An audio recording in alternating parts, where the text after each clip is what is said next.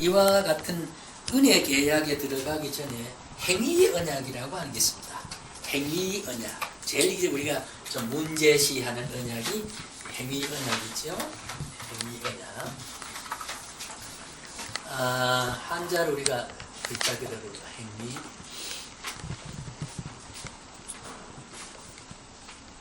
행위 언약. 네, 우리가 되게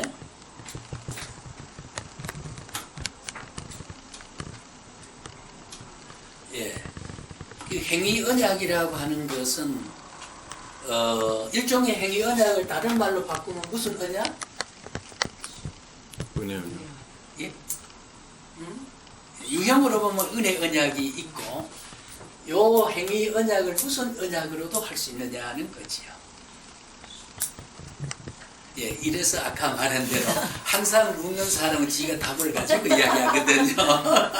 전혀 개념이 없던 분들에게 물으면은 말하면 그러면서도 질문에는 이제 잘 안 되는 게 그겁니다. 그런 답을 머뭇거린다고 그걸 무식하게 보면 그건 안 돼요. 그건 무식과 전혀 관계 없어요. 반응이 조금 지연되고 있다는 것 뿐이지. 예, 요걸 우리가 행위 언약을 여러 말 들어보셨지요? 예, 뭐라고요? 조건? 조건. 예, 반드시 행위는 조건이 달려있다 그 말이고 그 조건이 성숙되면 그 약속의 효력이 나타나고 조건이 이르지 못하면 그 약속은 효력이 없다 그 말이에요. 이걸 그 조건 언약이란 말이죠. 자, 그럼 우리가 어떨까요? 여러분과 저는 우리 여기 7사람은 아니 8사람은 조건 언약이에요? 무조건 언약이에요? 무조건. 예, 장담 그렇게 자신이 없으니까 위로가 적을 것 같은데 예, 조건 언약은 무조건 언약. 예, 결론적인 이야기입니다. 이게. 예, 답을 못하죠. 신중론이라고 몰라서 그런 게 아니고 그걸 가지고 신중하다 그렇게. 어떤 조건에 의해서 말한 거니까. 뭔지 모르겠어. 만약에 우리가 나의 나됨이 내게 조건을 세웠다 그러면 나는 지금까지 말한 그거잖아요. 구속이라는 말은 하나님과 인간 사이에 누가 들어갔어요? 그걸 우리가 뭐라고 그랬어요? 메시테스라고 하는 거. 메시테스. 그리스도의 중보라고 하는 거. 우리의 하나님과 인간 사이에 예수 그리스도가 들어가서 우리가 지켜서 하나님과 관계되어 조건을 예수님이 다 조건을 대표로 완성해 줬기 때문에 우리에게는 뭡니까? 은혜의 계약으로 주님 구속 은총 속에 은혜의 계약이 주어진 거지 행위로 우리가 충족해서 우리가 우리 됨이 전제된 건 아니다 그 말이죠. 결론적으로 요것까지 말하면 신학이 불완전해지니까 우리가 조금 더 요거에 대한 풀이를 해서 이야기를 하면요. 그럼 물어봅시다. 아담과 하나님과 세운 언약은 은혜 언약입니까? 행위 언약입니까? 행위 언약. 행위 언약. 왜 그렇습니까? 왜 행위 언약이라고 할 수 있습니까? 선악과를 먹지 말라. 예, 조건을 선악과를 따먹지 않으면 그러니까 조건을 붙였다 그 말이에요. 그렇죠. 첫째 아담에게는. 근데 그 선악과를 안 먹을 수 있고 하는 이 문제는 안 먹을 수 있는 전능성이 아담에게 있었을까요? 없지요. 사람보다 더 강교한 사탄이 꿰일 때는 그걸 저는 자꾸 사서바이라고 말을 합니다. 이 사탄이 꿰일 때는 사탄의 꿰임을 물리칠 만한 능력은 사람에게는 없었습니다. 하나님의 영원한 경륜 가운데 인간에게 그런 전능성을 우리에게 하나님을 닮은 모습으로는 지었지만 하나님처럼 사탄을 무정하게 가둘 만한 그런 능력이 우리에게는 없습니다. 그러니까 제한자라고 하는 개념은 인간의 무한자와 제한자 사이에 그 큰 수렁이를 메꿔가는 그 위대한 사역이 하나님의 사역이 그리스도라고 하는 중보자를 통해서 그 구렁텅이를 메워간 거죠. 메꾸어간 거다. 자, 그래서 아까 말씀드린 다시 한번 물으면은 행위 언약을 다른 말로 바꿔 조건적 언약이다. 조건적 언약이다. 반드시 어떻게 하면 하는 말이 있습니다. 그러니까 한마디로 말하면 은혜 언약과 구속 언약은 하나님의 복음적인 긍휼의 언약의 두 양상으로서 메시아 언약으로 나타나는데, 여기에 있어서 첫째 아담은 장차 우리 로마서 보면은 로마서 기록할 때와 창세기 초엽에 기록할 때에 첫째 아담과 둘째 아담, 예수의 표상이란 말은 창세기도 그 암시를 했지만은 바울이 로마서를 기록할 때 예수는 아담은 예수의 표상이라고 말을 했습니다. 여기서 우리가 소위 표상신학이라는 게 타입디얼라지라고 해가지고 모형신학이라, 모형신학이란 말이 우리 최초의 성경 공부를 시작할 때 우리가 모형론을 예표이라는 말을 조금 언급을 했습니다. 성경 해석하기 있어서는 모든 아담을 그냥 줬지만 그건 예수님의 모형이다. 첫째 아담이 실패해서 예수의 둘째 아담을 통해서 언약을 세워가지고 인류 구속을 회복시켜 가는 것이다. 이런 말씀을 우리가 근거를 댄 말을 이야기했습니다. 그러면 한마디로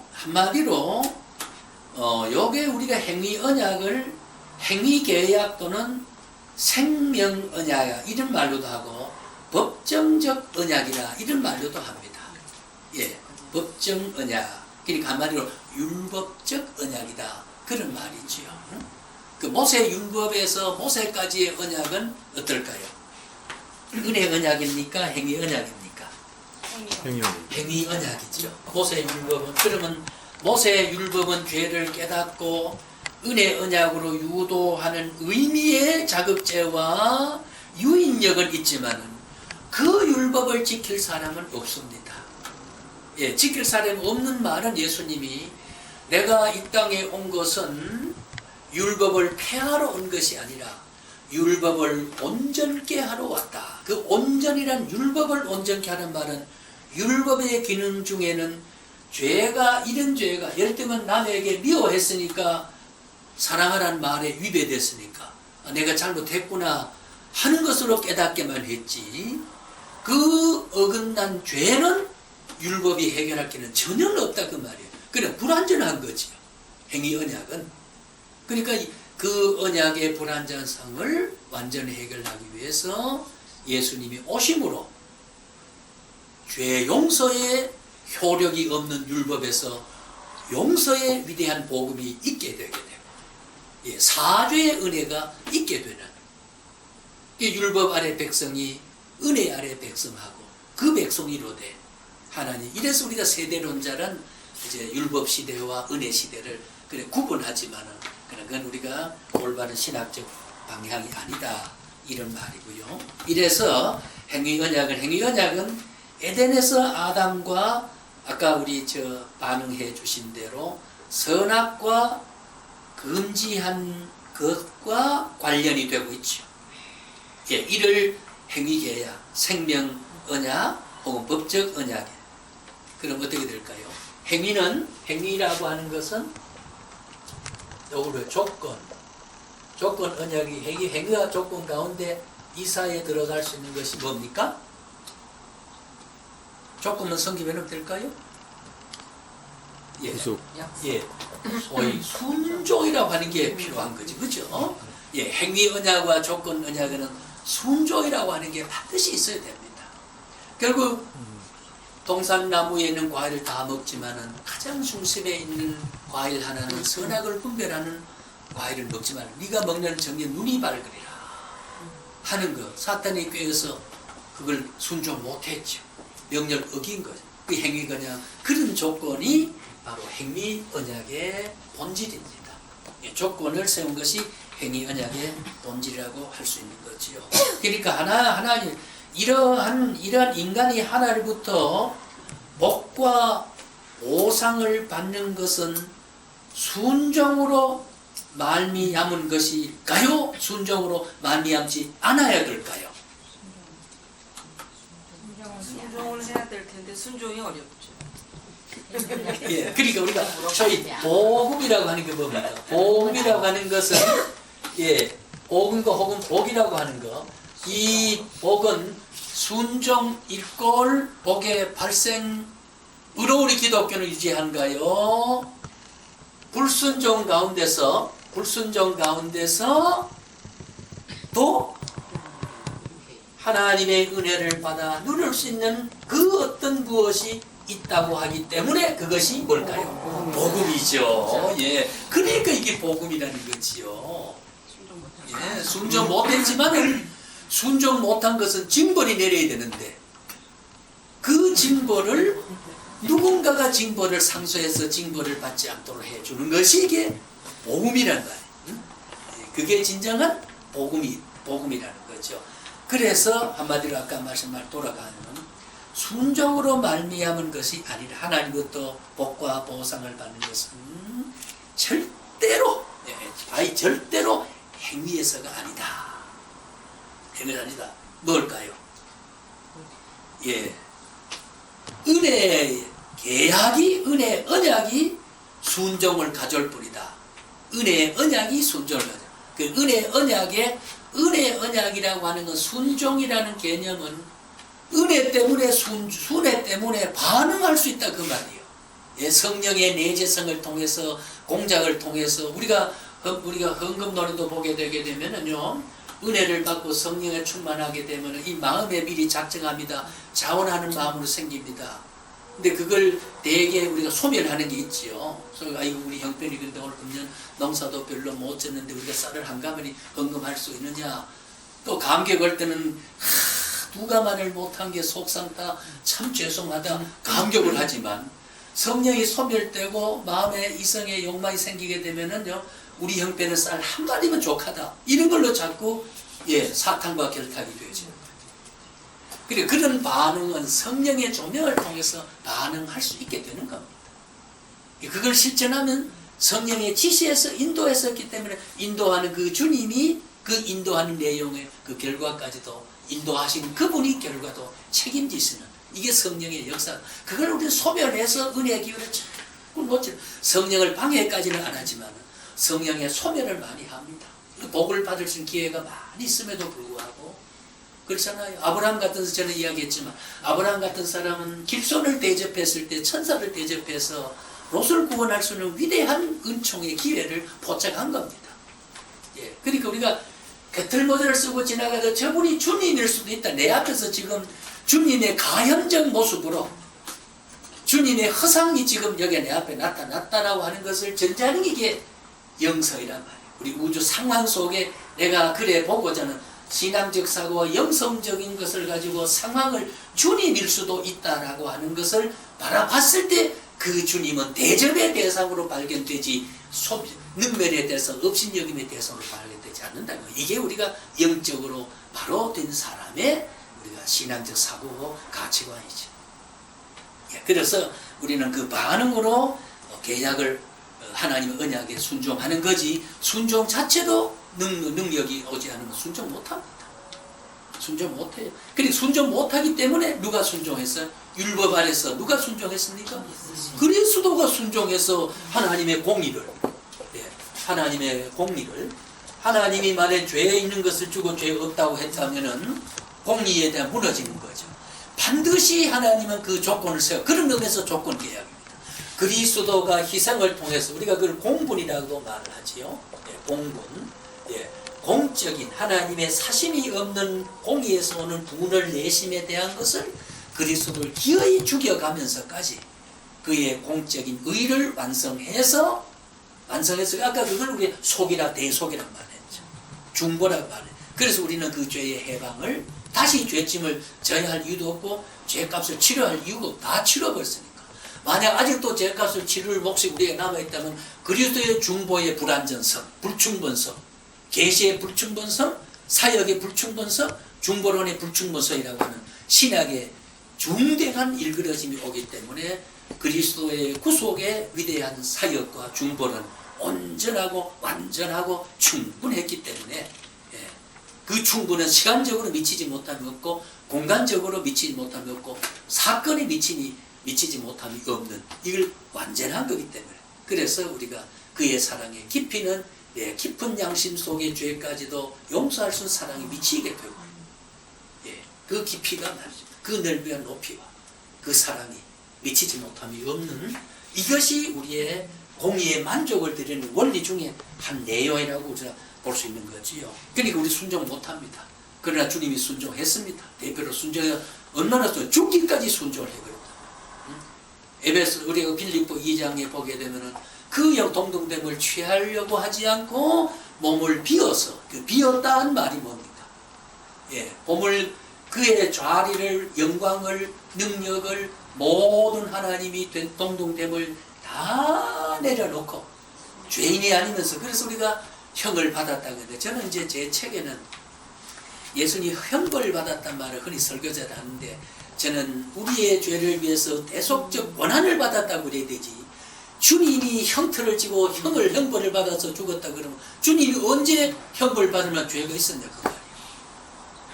죄인처럼 형벌을 받았지만 그러나 우리가 말할 때는 그는 무고하게 고난을 받은 것이지 죄를 지은 대가로 형을 받아서 십자가 지심은 아니라 그 말이에요.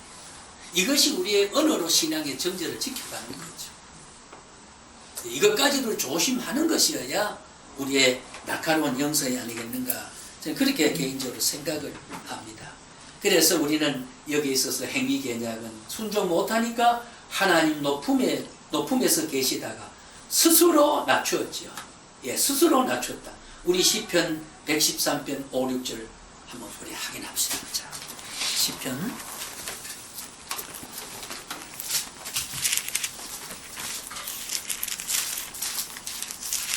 113편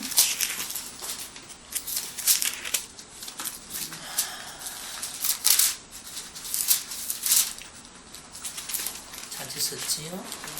5절 6절 한번 읽어볼까요? 시작.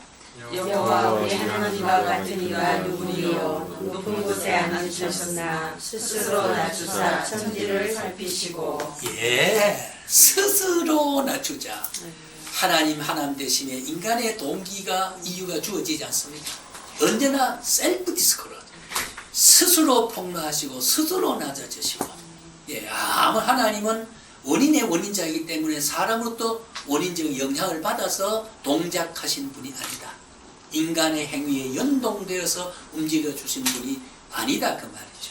두드리니까 열린 것이고 구하니까 얻은 것이고 찾으니까 만난 게 아니라 그 말이에요. 문제는 두드리면 열리도록 문고리를 먼저 벗겨놓고 라크를 벗겨놓고 해제한 것이 두드리는 행위보다가 이미 먼저고 주시려고 준비한 것은 구하는 자보다 앞서 이미 준비되신 행위가 먼저고 찾을 자리에 서서 찾으라고 하는 만나러 오라는 것은 만나고 찾으려고 하는 사람보다가 찾기는 자리에 먼저 나타나심이 이게 우리가 소위 선행적 사랑의 행위라고 보는 거지요.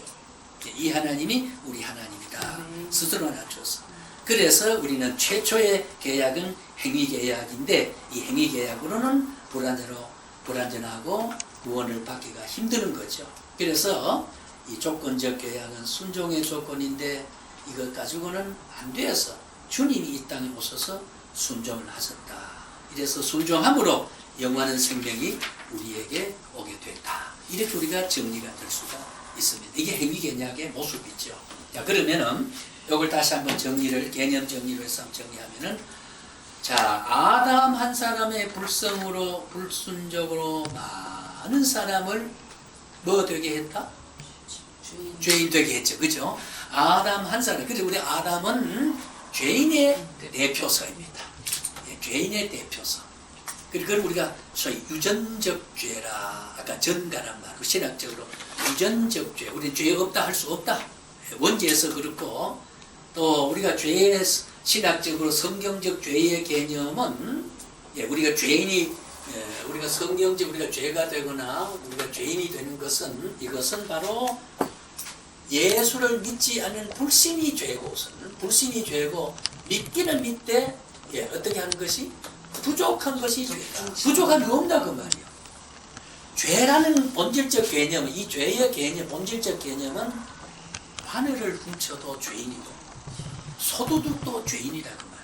예, 큰 것을 훔쳤느냐 작은 걸 훔쳤느냐라고 하는 것이 죄라고 하는 본질적인 잘못된 것의 성립은 바늘을 훔쳐도 죄고 남을 눈을 한번 긁힌 것도 죄고 칼로 남의 자해를 해도 그것도 죄는 죄라고 말이에요. 그렇잖아요. 그러니까 주님은 이러한 것을 작고 많은 죄, 크고 작은 죄를 속량하는 대표적 개념이 없다고 하면 우리는 무수하게 인생을 살면서 간접적으로 직접적으로 짓는 죄가 얼마나 많은데, 그러니 주님의 이 중보성이라고 하는 행위에다 위탁했다 그러면 이건 안 된다는 말이죠. 그래서 그리스도 이렇게 아담 한 손으로 많은 사람이 죄인 된 것 같이 따라서 그리스도 한 사람의 순종으로 많은 사람이 어떻게 됐다고요? 의롭게 된 거죠. 예, 의롭게 된. 그걸 우리가 소위 칭의라고 하는 거예요. 예, 그리스도를 통해서 justification, 의인이 됐다는 말이에요. 예, 의인이 됐단 말은 칭의란 말은 지난번 다시 우리 확인하면 의롭게 어떻게 돼요? 인정했단 말이죠. 의롭게 인정했다. 의인이 된 것은 아니라는 말이에요. 의인이 된 것은 아니고 의롭게 인정됐다. 이게 중요한 거거든요. 의인이 돼서 의인의 반열에 있으면은 당연한 지사지요. 그런데 의인이 아니면서도 의인의 반열에 들었기 때문에 이 위대한 공로에 대한 감격이 우리에게 있는 거예요. 감격이 있기 때문에. 그래서 우리가 아담과 예수님을 대비해 아담은 불순종으로 많은 사람이 죄인되고 범죄로 죽게 했고 죄인이 죄를 증가하게 되었어. 그리고 우리가 원죄가 있게 되고 그 다음에 그리스도가 순종함으로 많은 사람이 의인이 되고 은혜로 생명을 얻게 된 의의 증가가 됐다. 그 말이 아까 의의 증가, 죄의 증가라고 행위계약에서 보는, 예, 그러니까 여러분 이 속에도 그리스도의 중보가 행위계약 속에도 주님이 그게 전제되지 아니하면 우린 다 멸망받을 수밖에 없는 것인데 이 언약이, 이 중보 언약이 얼마나 우리에게 복음이 되고 있는지를 모른다. 그럼 여러분 잘 아신 대로 여기 그 교환을 보시면 호세아 6장 7절, 예, 거기에 나와 있는 내용을 보면은 아담의 불순종으로 하나님과 행기 언약을 맺었고 이를 지키지 못하여 인류의 죽음이 비롯됐다. 호세아 시대의 백성이 아담처럼 언약을 어기고 패역했다는 말을 우리가 볼 수가 있습니다. 예, 호세아 시대. 그래서 호세아는 잘 아시는 대로 그 호세아 시대에 대한 비리, 백성의 비리를 우리 소선지에서 보게 되면은요 굉장히 그 참 말라기에서 그 11조를 창고에 들여라 내가 채워주나 안 채워주나 그럴 때도 우리 내게 11조를 채워준다는 보상적 기준에만 이야기를 하는데 그때의 하나님의 신적인 존재에 대한 미약감과 희박함으로 인해서 하나님 것을 하나님께 돌려드린 게 없고 이것을 통해서 신정 통치에 있어서 얼마나 신적 질서를 유지하는데 이것이 폐역해서 다 모르니까 창고 텅텅 비었단 말이에요. 그러니까 선지자들 제사장들이 어떻게 먹고 삽니까? 비리를 범할 수밖에 없지요. 그러니까 공의가 무너지고 하수가 흘러가는 공의가 정의가 다 무너지게 되는 거죠. 그러니까 말라기 입을 통해서 11조를 삼고 채워라. 채움으로 교역자가 모을 수 있고 주님의 위대한 성력을 감당해 갈 수 있다는 이 위대한 그런 복음적 요소에서 그 11조 개념을 해석하지 않고 단지 받침은 받는다 이런 함수 관계로만 기복적으로 진단하니까 그걸 채우라고 하는 복음을 놓치고 있다는 거죠. 왜 내가 해야 되느냐? 그런 의미 따지고 보면 오늘 교역자들에게 생활비 제대로 안 주게 되면요. 예, 자 다른 사람은 대학 다 떡시키고 전부 이렇게 저렇게 하는데 이거는 날마다 이것도 공과금 제대로 못 대줄 때 인간적인 부성의 마음, 그 사모의 순수한 보편적 어머니의 가슴에서 봤을 때 물질에 대한 애착이 왜 없겠느냐 말이죠. 그러니까 이 시라이란 말을 우리가 옛날에 우리가 이 시라이란 말을 다실자니 되게 한자로 다실자 모든 양식을 다 도와줘야 된다. 그래서 우리가 월급이나 연봉이나 이런 말보다는 우리가 생활비를